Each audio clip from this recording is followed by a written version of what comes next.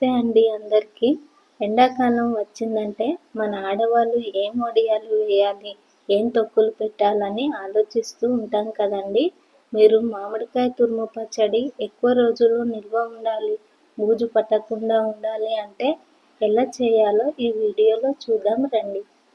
నేను మీకు చూపించడానికి 2 మామిడికాయలను తీసుకున్నానండి.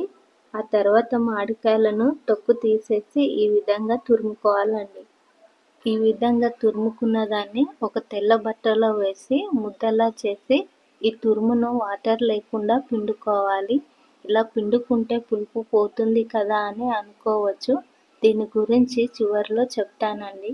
స్టవ్ వెలిగించి 2 స్పూన్ల ఆవాలు, 2 స్పూన్ల మెంతులు వేసి దోరగా వేయించి చల్లారిన తర్వాత మిక్సీలో వేసి పొడి చేసుకోవాలి. 2 మామిడికాయలకి 3/4 కప్పు తురుము వచ్చిందండి. ఒక మిక్సింగ్ బౌల్లో వేసుకొని 3/4 కప్పు కారం పొడి, 2 స్పూన్ల ఉప్పు, 1 స్పూన్ మెంతులు ఆవపొడి వేసి కలుపుకొని పక్కన పెట్టి పోపు చేసుకుందాం. ఇప్పుడు పోపు చేసుకోవడానికి 1 కప్పు పల్లి నూనె, పచ్చళ్ళలో ఈ నూనెనే వాడుకోవాలండి. నూనె వేడైన తర్వాత 1/2 స్పూన్ ఆవాలు, 1/2 స్పూన్ జీలకర్ర, 12 లేదా 15 పొట్టు తీసేసిన వెల్లుల్లి రెబ్బలు, 3 ఎండుమిర్చిని తుంచుకొని వేసుకోవాలి.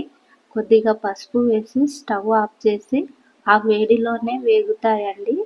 పోపు చల్లారేంత వరకు వెయిట్ చేసి చల్లారిన తర్వాత ఉప్పు కారం వేసి కలిపి పెట్టుకున్న మామిడికాయ తురుములోకి వేసి బాగా కలుపుకోవాలి. మామిడికాయ తురుమును బాగా రసం లేకుండా పిండుకున్నాం కదండి. దానికి కారణం పచ్చడి బూజు పట్టకుండా ఉండటానికి. ఇలా కూడా పచ్చడి రుచిగా ఉంటుందండి. పిల్లలు పెద్దలు చాలా ఇష్టంగా తింటారు. పులుపు తక్కువగా ఉంటుంది కాబట్టి. ఇలా మీరు కూడా ఒకసారి ట్రై చేయండి. ట్రై చేసి ఎలా ఉందో కామెంట్లో చెప్పండి.